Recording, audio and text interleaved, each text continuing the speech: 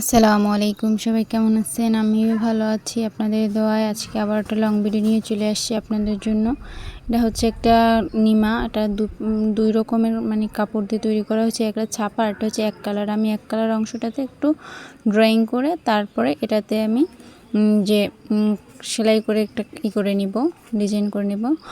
আর প্রথমত কারণ হচ্ছে আমি এতদিন একটা ড্রেসের ভিডিও অনেকগুলো ছেড়ে দিচ্ছি, কারণ আমার হাতটা যে বৃদ্ধা আঙ্গুলটা দিয়ে আমি সেলাই করব কিংবা যে পেন ধরে আর্ট করব, ওই আঙ্গুলটা কেটে গেছে।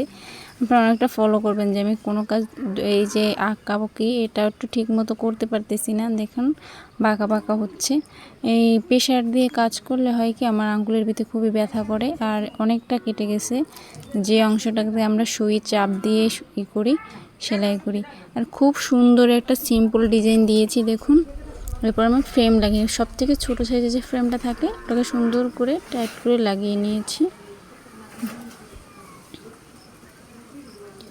পর্যায়ে আমি সুইটাকে সুন্দর করে গিট্টু দিয়ে ঢুকিয়ে গিট্টু দিয়ে নিয়েছি। আর এখানে আমি দিয়ে দিব যে এটাকে চিরুনি সেলাই বলে থাকে, অনেক ধরনের বাটন হোল স্টিচ থাকে, বোতাম স্টিচ বা বোতাম স্টিচই বেশি বলা হয়। যে এটাই দিয়ে আমি সুন্দর করে স্টিচটা দিয়ে ঘুরিয়ে ফুলগুলো সেলাই করে নিব।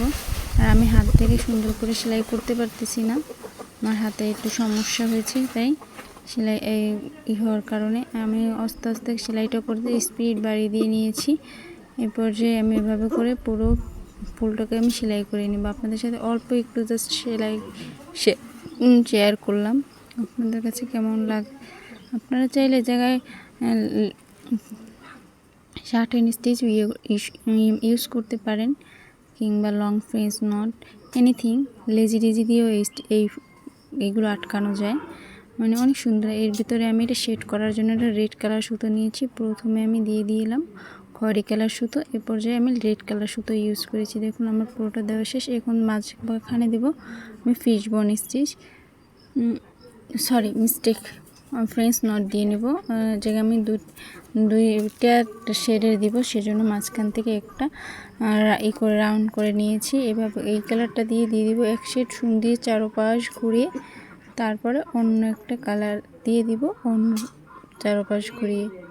এই দেখুন আমার এই কালারটা দেওয়া শেষ। এই পর্যায়ে একটু সুতো রয়ে গেছে, এটা দিয়ে আমি ডালটা করে রাখবো। এই ডালটা আমি করে রেখেছি, এই সুতোটুকু শুয়ে ছিল, সেজন্য আপনারা চাইলে এটার ভিতরের যে অংশটা হচ্ছে হালকা বাদামি কালার বা এটাকে এই কালার বলে থাকে, এই কালারটা দিয়ে আমি সুন্দর করে মাঝের অংশটা করে নিব।